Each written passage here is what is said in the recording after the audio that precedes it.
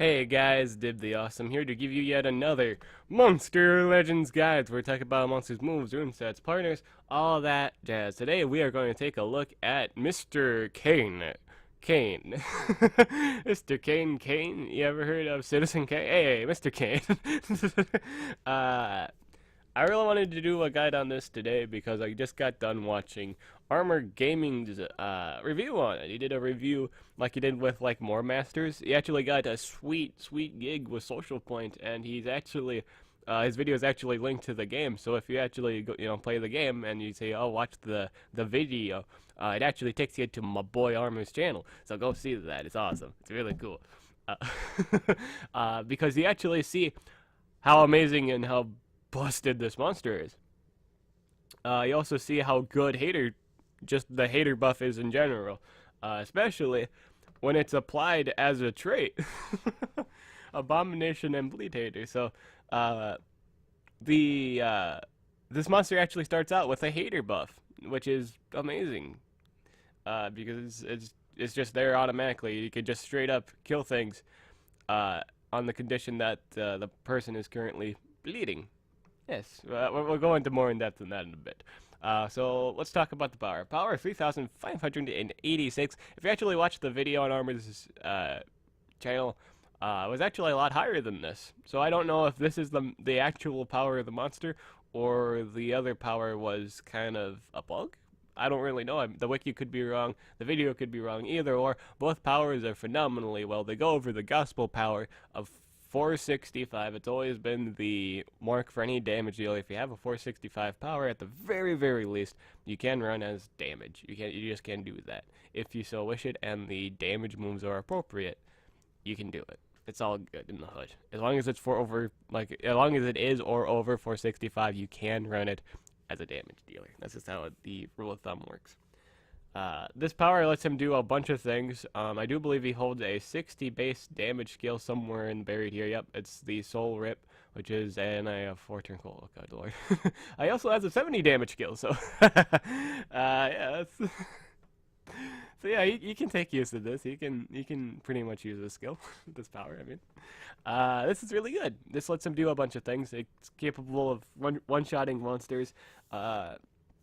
If you have put really good damage runes on it, it can do that. It can one-shot, especially if you rank it up a bit and, just give it good runes. Like I said before, if you either give it really high-end runes like the best possible, like a 10, you'll just kind of punch dump anything that you see in terms of single target damage, not having to set up anything.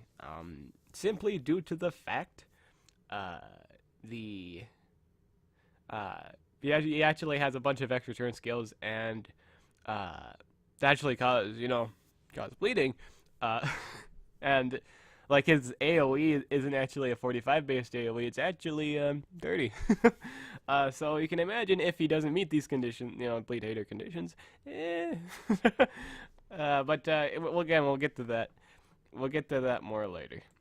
So life 40,414. This thing is tanky. It's a damage dealer tanky monster. So pretty much it Garces. But here's the thing, he's immune to possession. Even though he's not immune to freeze and or stun, being immune to possession is just really good, especially in possession reliant wars. That's just how it's always been.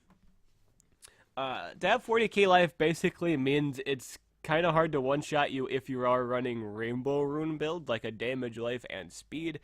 This just gives him more options and makes it so the double damage dealers, like that rely on double damage and don't have like an extra turn double damage skill, like with Barbatos and or just like triple damage like Razul, they actually can't one-shot you if you run Rainbow because double damage is usually, it's kind of the thing with life. That's just usually how life goes, and it has to be a decent. I guess it has to be a decent life rune too. But I guess it's all dependent on what the monster's base life is. But for the most part, the main functionality of a life rune is pretty much to live through a double damage skill. Pretty much. Not all the time, but that's pretty much the main functionality. If that's the main reason kind of what you want to run a life rune, is it kind of makes it harder for people to AoE damage you out of a fight once they've gotten their double damage up. Or their, their damage boosting stat up, whatever have you. Speed is 3,454. This monster is phenomenally fast for a damage dealer. It's a pretty good speed. It goes over quite a few big checks, specifically Agursus. This thing is faster than Agursus. Uh, but then again, it has to be the same level as Agursus because more often than not, people just run the 130 Agursus. That's just how it is. So you're just gonna have to prep for that.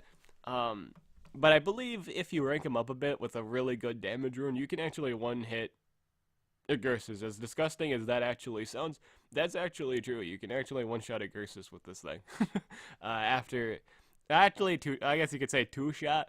But you know, the first shot's actually prep shot, and then the next shot's actually the actual damaging shot. That's the thing with haters. They set up with like maybe like a little bit of weak damage, like oh that's not that bad. But then the next hit will just kill you. People don't seem to understand this concept because they kind of think, Igneous kind of does the same shit.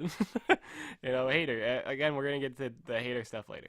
Uh, I guess we'll go in more in depth with this once we have actually discussed everything with this monster. So relics, the relics for this monster are a sword and a essence. If you have a diamond sword, it is very preferable that you run it with it because the natural base damage of your AoE, if you don't actually have a hater up, I don't know if I explained what haters does, but we'll get to that in a bit. If you don't have the hater buff up, having the diamond sword kind of covers for the lack of power that the move has. If you do manage to go over their like base life and stuff like that, like 50%, I believe. Essence is really really good. You could run the increased max life essence. You could run the life healing essence. The healing, life healing essence. Pretty much the healing essence. Golden healing essence. There's just so many things you can do. The golden healing essence, while it is really really good because it requires the condition, it gives everyone healing, right? Once the person reaches below 50%, everyone gets healed by a certain amount. They themselves don't have to be below that amount in order to receive the healing. The condition's actually just terrible because it has to be that specific person that's holding the essence relic, that golden essence relic, to be below 50%. So if that monster actually doesn't get below 50% before the enemies are, your own monsters, are dying currently, it doesn't really do you any good. So it's more so recommended just around the silver healing essence because the condition for that is better. It just is because it procs when anyone below 50% is, well, not 50. I think it's 50%. Yeah, 50% life. It just heals everyone. Well, it doesn't heal everyone. It heals that specific person. It's just a better proc condition. Let me embrace you. Remove positive status effects from all enemies, applies possession burn and bleed to all enemies. Now I don't know if I think the remove positive effects applies first. So this is actually really good in evasion fights. This ultimate is really really really good. Period. There's nothing bad about this ultimate because it also sets up the bleeding. It also sets up his bleeding requirement. So if you do get this ult, it's really, really good because you get the bleeding, you get your hater condition off, you get possession, you remove all the good effects. So you remove that first, so you can probably get your Elvira fights done really easy if you do get this turn 1. And you burn things. So you got another DOT on them. You do 25%. Then you can just finish up the rest of that. Probably no problem with once you do the setup on them. Well, what you have done the setup on them, so you'll just kill them next turn. Deadly Stigma. This deals moderate special damage to one enemy, applies bleed to one enemy, and gives one turn to itself. It's on a 4-turn cooldown. It does 30 damage. This one also gives a extra turn skill, but it's 40 damage, and also runs on the same cooldown. Both of these skills are on 4-turn cooldowns. Now I want you to pay very close attention, even though these numbers are actually low in terms of actual damage. Like the initial hit is really really low. You'll laugh at that. Same thing with like Igneous, for example. Like he'll do maybe like his setup. He'll do his magma. He'll do the magma skill to turn 1. He doesn't do actually any initial damage. And then all of his other skills except one skill have really low base numbers. So when the next turn comes, if he does actually get his next turn, and does his like 20 damage AoE on you if you are currently have if you do currently have like fire weakness, or like the if you're currently burning too. A lot of people just gotta say, oh, that's not gonna do any damage. Well, once you've meet that condition, and honestly, with haters, like the hater buff is once you meet that certain condition, or you already have met that certain condition, just being in a specific book. The hater buff in general is kind of universal because it could be either a status condition or a book. So let's say like a winged monster, for example, right? If you are in the winged book, right? If you're in the winged book, you will take triple damage from anyone who currently has the winged hater buff. So let's say like, for example, there's a white monster here. I think her name was Lady Solaris. Lady Solaris, yeah, Lady Solaris here. So she actually has a buff that gives her winged hater, right? So once you've applied that, you do, and you hit anyone from the wing book, you do triple damage. Now, book monster. Now, in terms of book haters is it's not as good as status effect haters, because the book haters only do really good damage against that specific archetype, that specific monster, encyclopedia, right? So it's not that good. However, with status hater buffs, you only have to apply a status effect to get your damage. As soon as they are currently bleeding or burning, you do triple damage to them. Doesn't matter what book they're in. It's universal. If they're currently bleeding and or burning, with Igneous and Cain here in this, I'm more so pointing to these two because these two monsters actually have the better haters in the game because it's a status condition. It's not book related. You just do an astronomical amount of damage to them. You just killed them. Once they've met their condition, once they've done their combo, you're dead. You're absolutely dead next turn. There was no like if buts or coconuts, unless you do like maybe you have higher quality runes and or ranked up monsters, etc. I think relics more so specifically here. If you have really high end relics, like really high end diamond leveled tenacity shields, for example, or whatever, just the highest protection ever currently on you, you might survive it. Because this does over like over a bunch of damage. I don't know, that's this more of the story is if you currently have the debuff on you and you get hit with like a really high end base damage skill, like at least 60, right? You die. If you don't have anything protecting you, you just die. If they have met their condition, you just die. That's the best explanation for it. Armor was able to one hit KO 130 monsters with just an extra rune, with just one level 10 strength rune, right? That's astronomically busted. But that's just how the haters work. If they meet their condition, they will kill you. It doesn't matter what the base damage of like Deadly Stigma, for example. It doesn't actually matter if this is a 30 base damage skill because you're currently being hit with triple damage, my boys. So 3 times 30 is like a 90 damage base skill. That's crazy. You're being hit with 90 damage. You're being hit with ult damage, and you're still laughing at that. You don't think that's a concern? Obviously, it's not a concern when you can just clear it, right? If you can clear the debuff before it's currently on you, that's no problem. However, in this case, Cain has something over Igneous that he doesn't have. When he applies his hater condition, he gets an extra turn out of it because of these two, because of the extra turn skills. Both of these skills apply bleeding. Therefore, they meet their condition. Therefore, whoever he hits with this, the next time he does a damage skill, which is immediately, he will destroy them. You lose a coin guaranteed. Unless you're really prepared for it, which is probably unrealistic in your situation, maybe. Maybe you don't have like the best of the best monsters in the game with the best of the best relics. And that goes for a great deal of people. I don't have like a bunch of tenacity shield. I currently, even though I am on a top tier team, I consider top tier player, all that stuff, 50, top 50, whatever. I don't actually have that. I don't have that. I don't have like maxed out tenacity shields or anything like that. No. uh, that's and so in most cases you just actually just wind up dead. That's just kind of how it goes.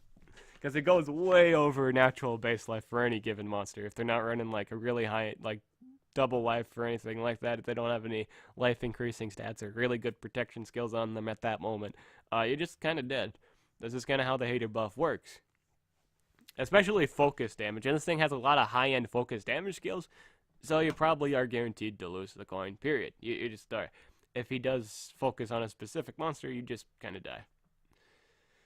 I do recommend both of these skills, though I think this can have variation. I think this was just a monster that could pretty much build whatever you want it to do.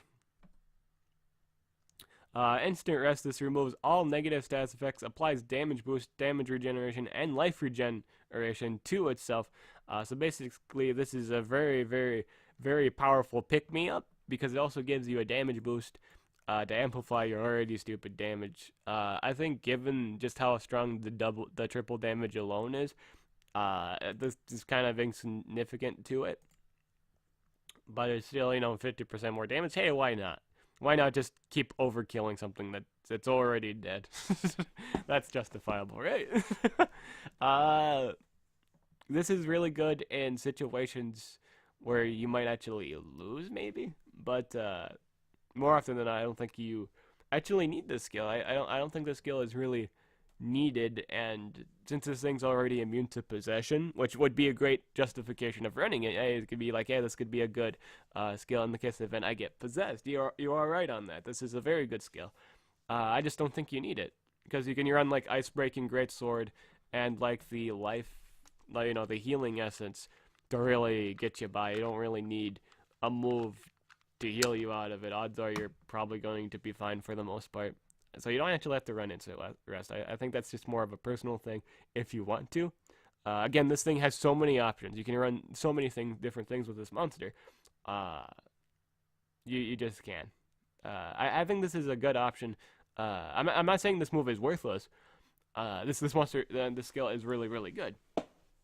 I'm just thinking in most scenarios, you're probably winning when you use this monster because this thing is really, really high in damage. It's just all it really is. You can also use your supports to take care of any supportive needs for the most part. Really, that's really the third slot. In any ML comp, it's always denier, supporter, and damage dealer. That's always how it's been. You always run double damage anyway. And or support that gives any damage boost, like Ukuduma, for example. I think Ukuduma is really universally good. It just does everything. It's like I'm not saying Ukuduma is busted, but it's a good example of a really, really fine support because it does everything you could ever want. It gives you a damage boost, even though it doesn't naturally give you double damage. It gets double damage at ultimate. But it gives you like everything you want. It removes all negative effects. It gives you precision, gives you your damage boost, and all on low cooldowns. All of his supports are on really, really low cooldowns. But back to the moral of the story, you get my point. You just let your support take care of supporting you, boo boo. let him cure you, boo boo. Let him put a band-aid on it. Then say, okay, you're good. Eternal Warrior. This deals moderate special damage to one enemy, gives 50% stamina and energy regeneration to itself, 40 damage scale, 25 stamina. So basically, if you do this skill before you get stamina drained, you get a good condition met, right? Sorry, that was just my phone's notifications. This is really good. So basically, if you can get this up right away, stamina drain's not a problem to you. Would I actually run this skill? Excuse me, would I actually run this skill? Probably not. Again, supports just kind of cover you. You don't really need to run. You don't really need to run it personally. It is spammable though. That's a good justification. But he himself doesn't actually have a staff. I would say this is good if you're running like the silver. If you have to run like the silver staff, right? It's better for that scenario. But beyond that, Soul Rip. This deals very heavy fire damage to one enemy applies bleed to like one enemy and gives an extra turn to itself. uh, this is a 60 base damage skill that meets his condition. I feel like for the most part, this is actually the skill you use after um you immediately do your setup skill. You know, one of your setup skills here. This works well with anything. I think this works well with anything that's not fire based. Obviously, this is a given. It's the move you follow up after you've lit up a tank, like, right? You use this after you hit like the enemy Oros or Balor, and then you just destroy them. They're just gone. This is the skill Armor was using for the most part to kill 130s. Again, with just the level 10 strength room. This was his tool of removal. He pretty much removed anything on the field. And this does, if you take the time to actually realize this is the same base damage as Igneous' skill. Like a single target skill. This is the thing that melts people. This is why I keep saying this stuff right here. Like, it's, while it is, like, you know, once you've met your condition, these skills do a bunch of damage. Like, if you have a 60 base damage skill, like, just do it. Just do the setup, right? Just do your bleed hater or your burn hater, whatever have you, and then do a 60 damage skill. Whatever fire monster you're using, Igneous or Cain here, once you've met their condition, you will just do damage. And keep in mind, you can increase that damage that they do with supports like Cloud, for example. This thing works phenomenally well with Cloud because it works on the same conditions as Cloud. It also works well with Rasigan, as you can see in the Armor Gaming video. He did use Rasigan to actually get around the cooldown condition for it. As you can see here, all of his skills are on really, really high cooldown, so he's really, really punished by cooldown activations, like phenomenally punished. This monster, as far as I'm concerned, if the person's running 3 extra turn skills, you actually don't get anything done if you get cooldowns activated upon, and or you can't just fix that. As that is a really huge weakness to it. It's very cooldowns heavy. This is a really good damage skill. I recommend this in all builds. It's just his highest base damage extra turn bleeding skill. It meets his condition, and he does a lot of damage to begin with. There's no reason not to run it. Ancestral Bite. This is a 70 damage skill on a 1-turn cooldown, 27 stamina. It's a lifesteal skill on a 1-turn cooldown. And it's 70 damage. You don't even need the hater buff for this to do damage. This thing already does damage. I'd say this is your, like, in all honesty, for most Cain builds, I imagine everyone running the 2 extra turn skills, the Soul Rip, and everything else is just kind of choice at that point. So this is option 1 you can run. This is on a 1-turn cooldown, so you're only down for a turn. And odds are, like, as long as you're not, like, in deep with the fight, as long as, like, the condition is you're not losing immediately, like, once you've lost your other 2 monsters, like, if you're in a really good spot to win, if they actually can't kill you, if you survive that 1 turn, your monster is guaranteed to do the lifesteal and recover all of its life back.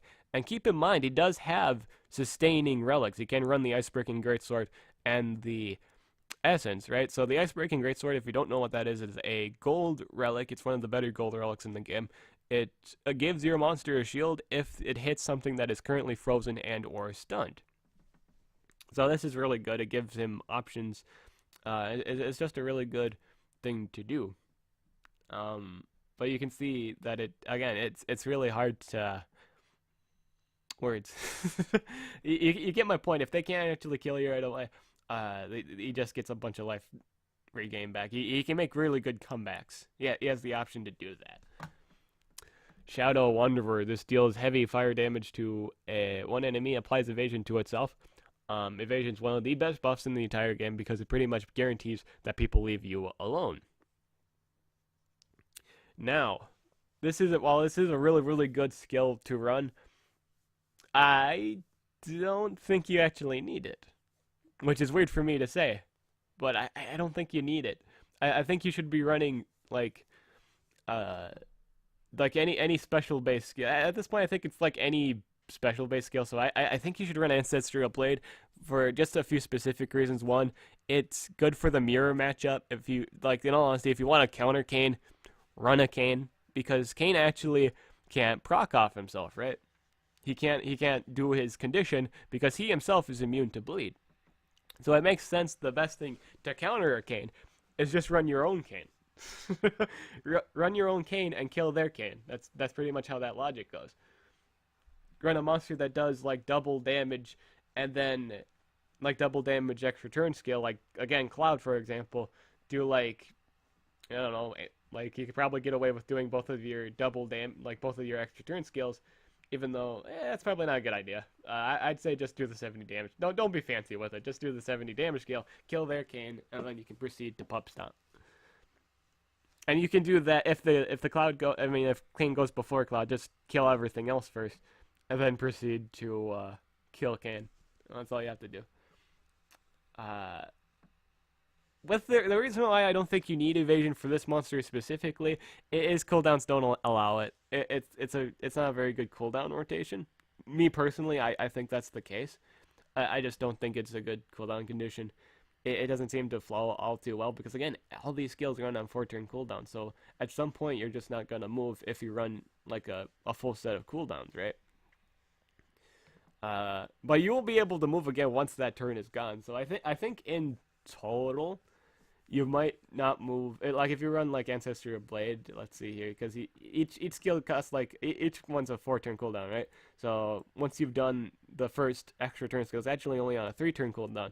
So you move 2 more times with like Quick Blade, Soul Rip, and then you do your Ancestral Blade, right? And then you can move next turn pretty much. That's pretty much how that equates to. It's kind of the combination setup.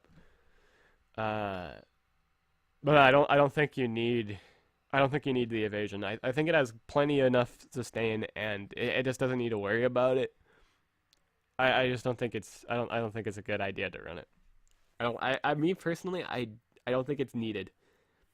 Like it's weird for me to say that a monster doesn't need an evasion skill, but just look at its cooldowns. Like all of its cooldowns are naturally high. It won't actually do anything. If you get cooldowns activated, you don't have much sustainability at that point. And given the recent changes as of October 18th, you can't be denied for too long, so you could just kind of do lifesteal. Like they can't keep you down forever, right? Like if the enemy doesn't have like, I will say that if the enemy doesn't have like dual deny, like stun and freeze on different moves, they can't tie you down forever. So at some point you get to move and you get to do lifesteal and make a comeback. I think that's better. Stigma, this is your 30 damage based AoE. It's your only AoE as far as I'm concerned. Or Stigmata, whatever. This is actually his only AoE, I believe, yeah. It's his only AoE damage skill. Now this doesn't do good damage naturally. I would say, like, naturally you would say, oh, this is a terrible AoE damage dealer because the natural base number is low. I keep saying this with Igneous, and I'll say it with this monster. Once you've met their condition, the base damage that skill actually doesn't actually matter at all. It just doesn't, because that's not the actual number. Like that's the thing with combo monsters. Like they'll do their setup. Like that's nothing to worry about. Whenever you do like a setup skill, it doesn't seem like it does all too much, right? Because the natural damage again is low. It's like, oh, that's nothing to be really too worried about. I'm not taking any damage initially, Dim. That's nothing to worry about. Well, what if they actually get their turn again, right? What if they actually get to move again? That 20 damage based AoE suddenly is a tsunami, and you're still taking it as if it's a 20 damage skill, even though your whole field's currently cleared. Like if in all honesty, if the Igneous is well ruined, and or Cain is well ruined, once they've met their condition, they'll pup stomp you. And Cain has a better setup condition because 3 of his skills do an extra turn. Like they are for sure getting their turn next turn. So this monster pretty much embodies like the power of hater monsters once they've met their condition and they get their next turn in. The initial hit is laughable. Yes, the first hit will be laughable. It doesn't do any. It's not really meant to really do any damage. Like the next hit is supposed to do damage, so much damage. You're gonna be like, wait, is this for real? Wait, why did I take this much damage? This doesn't make any sense. That's the point of a combo monster. I like to call these monsters that do like really really high end damage once they've met their condition, like pretty much haters, pretty much. Uh, Combo monsters. Once they've done their combo and they get their turn in, you lose. You kind of lose. That's kind of the nature of haters. That's how they work. If they meet their condition, you are more than likely to lose the monster. That's just how it goes. That's the playstyle. That's the playstyle of a combo monster. And this guy has the most handheld of all the combo monsters because it gets it's more handheld than Igneous's skill because Igneous's skill doesn't give him an extra turn. This does. Like these skills give him extra turns, which allows him to pretty much destroy anything he wants immediately. Like a lot of people give Igneous criticism because he can't destroy it immediately. He has to do another turn. Well, with this monster, he goes and destroys. Now, I wish this did AoE bleeding and it wasn't on such a high cooldown. Unlike Igneous's AoE, which is actually really good cooldown, which I think it's like 2-turn cooldown, or it's on a relatively lower cooldown than Stigma. Obviously, it's not a 4-turn cooldown. This is a 4-turn cooldown, and he doesn't have an AoE bleed.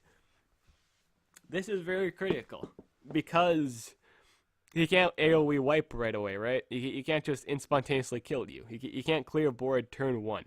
I think that's the problem. You could say that's the problem with the monster. You can probably kill 2 up the bat. I will say at most Cain will kill 2 up the bat. Because again, you have to be bleeding. You have to meet his condition, right? So if you haven't met his condition once he gets his first turn in, it's kind of hard just to AoE clear board with Stigma if you actually don't bleed them right away. I think the best thing to pair this monster up with is monsters that do bleeding and a deny skill. I think there was a monster that did. Oh no, it's just been like the Cleviaster, not the Alpha Cleviaster, I mean, that did like poison and stun. I don't really remember a monster doing bleed and like a deny, right? So when that monster comes out, that's the thing to pair up with it because it clears his condition. It meets his condition. Once any enemy is under the bleed status effect, he will destroy you. That's his condition. Think of it like an anime villain. Once he has done his initial setup, he's just going to destroy you with a single move. He will just spit at you and you die. That is the once he has met that conclusion, once the battle has reached that minute mark, it hasn't even been a minute, he's got that set up on you, you're done for. You're gone. Even though you're buff super strong, you're dead. That's the anime style villain for you. And this guy meets that condition. Because once he sets up that damage, you be dead. You be very dead. But again, he doesn't actually, beyond his ult, he doesn't have a way to set up AoE bleeding.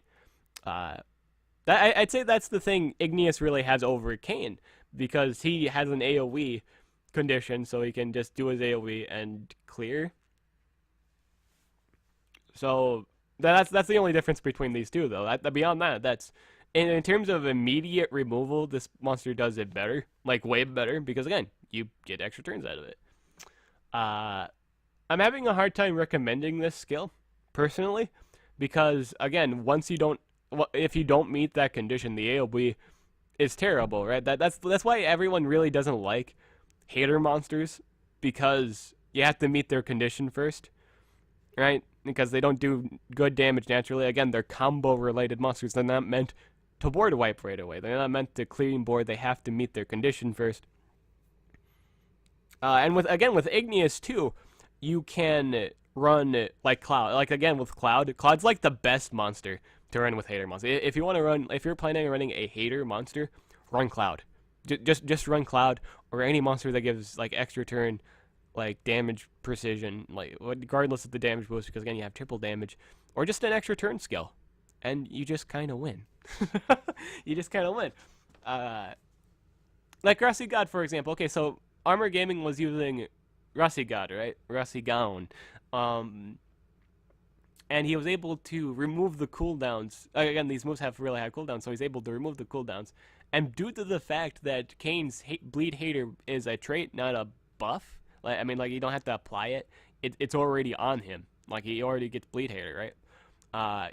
Rusty God is a very good matchup for it because he pretty much sets up his own damage. He like the Cain doesn't actually have to do uh he doesn't have to buff himself. Like the thing with the Rossi gun is once you do the extra turn scale, you remove all positive effects from that target. But given the fact that it's a trait for Cain has the Bleed Hater trait, that doesn't actually apply to him. He still gets the benefit, and he has to apply. All he has to do is apply bleed to an enemy, right? That's easy. Once you've met that condition, you do damage to him. He's already gonna kill something anyway. So period. He once he goes, he'll remove anything off the field, right? And then Rossi God could do it again, and then you can do your combo again, just kill everything. Armored Gaming's videos is the best example for this. Again, just go see the review. I'll put it in the comment section below, and like not the comments, the description below. I'll put it in the comments too, in case anyone doesn't really look at it. But yeah, that's pretty much the concept. That works. If you're running anything that's an extra turn monster, it's just really good to run with haters because then they not only have they now met their condition, but they can just board wipe now. They don't have to worry about it. So in terms of skills, what I would personally run, and I will run, because I'm getting this monster, I would run all 3 extra turn skills. I just think it's too dumb not to. And the last skill I would actually run, I would actually run the 70 base lifesteal skill. I just think it's good for a number of reasons. One, if they actually can't kill me immediately, if they can't kill Cain immediately, and he gets his turn in, lifesteal, bam, he'll do it automatically. Because everything else seems to be on a really, really high end cooldown. He'll probably aim for the thing that's activating his cooldowns. I think the only one he can actually bother in terms of cooldown monsters would probably be Timeron. Like Timeron, because he's got the stop time, he's got the space time. He's got a lot of things to keep him safe until he gets the cooldowns activated skill again. But beyond that, with most cooldowns activation monsters, they can't actually tie him down for long. So you have to get rid of him right away. That's the number one thing. And if you can't get rid of him, he'll do his lifesteal skill, which is 70 base damage, by the way, and he gets 100% lifesteal back from that. He'll just get all of his life back, and he'll probably kill a monster. If it's a really good Cain, if it's a ranked up, high quality ruined Cain, he'll kill a monster and get all of his life back, no problem. Even with a single damage skill, not damage skill, a single high end damage rune, like a level 10 damage rune. Running Rainbow, he will get pretty much all of his life back, or at least almost all of them. You get what I mean. You'll get a good chunk back, enough for you to kind of rage quit the game. That's just how this monster goes. So that's the build I would personally run.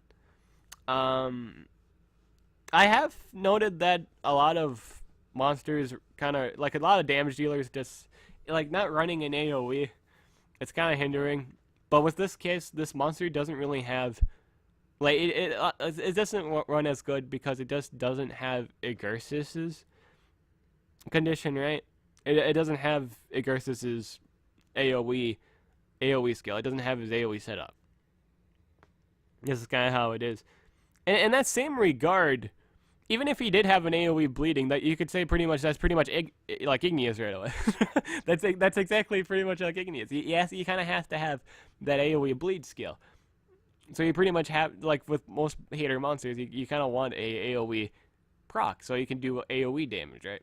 Yeah. I just don't think so. Given that, I don't think you need Stigmata. I don't think you need it. I don't think he needs an AoE. Like it's better just to run like Astrial Bite. Looking at all these skills, I think it's just good to run Astrial Bite because again, just if you get cooldowns activated, this doesn't do you any good. And you probably get more life sustained by just doing this skill. And given the October 18 changes, this just seems more. This just makes more sense. It just does. I don't think, again, I don't think you need Shadow Wanderer. You just don't. Despite it giving like evasion. Evasion is one of the best things in the entire game. I don't think you need it for this monster. Because given less like the conditions with the other two skills, if you get cooldowns activated, you're not doing anything. So I'd recommend just running the 1 turn cooldown 70 damage skill. Between all the stuff, just run the 1 turn cooldown 70 damage healing skill. It's a self-healing skill, 70 damage. Really good. Run it. Monsters, anything that gives extra turn. Period. Samuel, Cloud, I do believe Boi Rivera does a pretty good job of extra turn. Gives you 2, in fact. Except it kills the monster. It might not be the best one to actually run him with. As long as you don't, I guess as long as you don't board away right away, then that's fine. You can use a reviver to pick up the Skull Rivera again. If you get rid of the problem monsters immediately, that's not too big of a deal. But just anything that gives an extra turn. Metallisha. I think there was. I think that in terms of the top of my mind right now, that's it. Or Racigan. Racigan works. But right now at the moment, I think that's all that there is. From the top of my very head. Anything that gives an extra turn to another person is really good. Necromancer.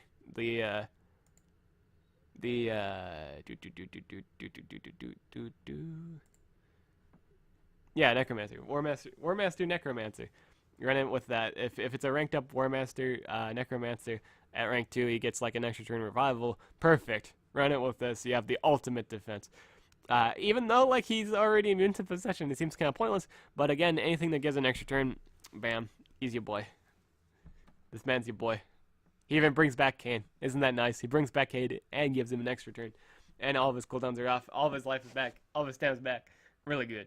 But that's it for this video. That's all I have to say about Cain. Overall, phenomenal monster. I think combo monsters are overlooked.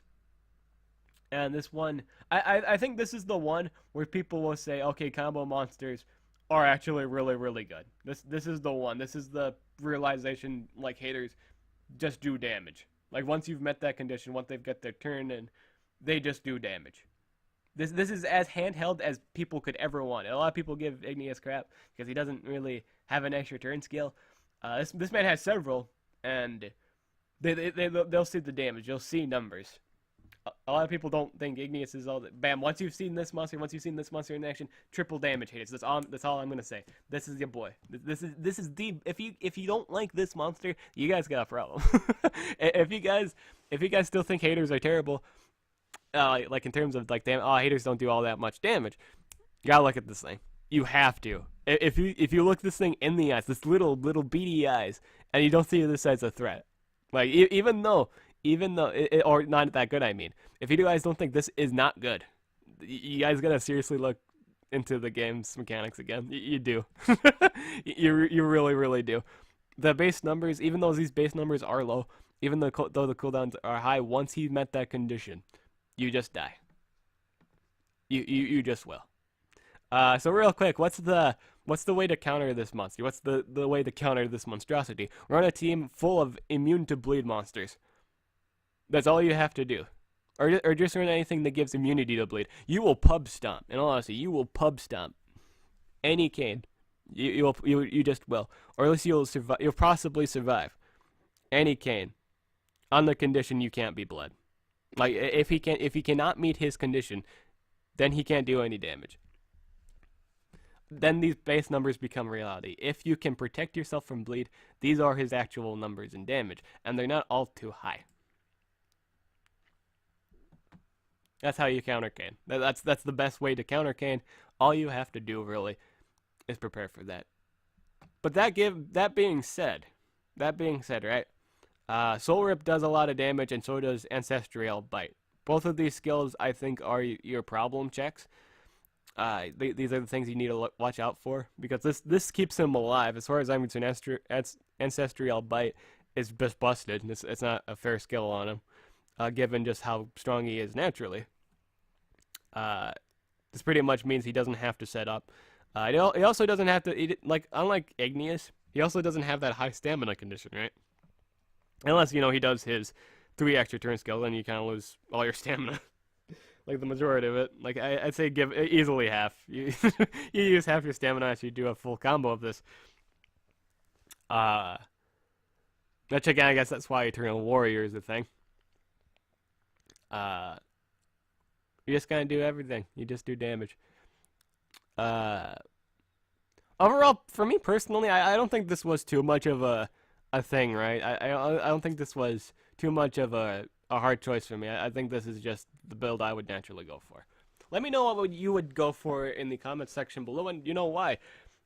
Give me a and if you think you should run, if you should run Shadow Wanderer over Ancestral Blade, just give me a justification in the comments below. I just don't think you need it. If I just don't think you do. Given his cooldown conditions, I'd say if you run Rossi God, yeah, that's no big deal. Or like Bowtie, that's no problem. I just don't think he needs it. Like personally, I just think the lifesteal is better because you stay alive and it's not two more. It's like two cooldowns less. And given the October 18th changes, I don't think you need evasion. Like this thing itself doesn't need to self-apply evasion. It just doesn't because you have the lifesteal. Just run the lifesteal. Just do. It's 70 damage, one turn cooldown. Basically, the skill you use when your condition can't be met at the moment. There's just no reason not to. It even counters Cain. It's a Cain check. Like you use this for fellow Cain matchups. You just do. I can easily imagine like an enemy like your Cain losing to an enemy Cain if you're not currently running the special base damage skill. I can just see it because you can't actually bleed the enemy Cain. You can't meet that condition, and you wait like several turns to get that done. I think the lifesteal is better. Just run the lifesteal skill. Enough said. That's all I have to say about this monster. That's everything. Literally everything. I'm Dib the Awesome. I'll catch you guys later.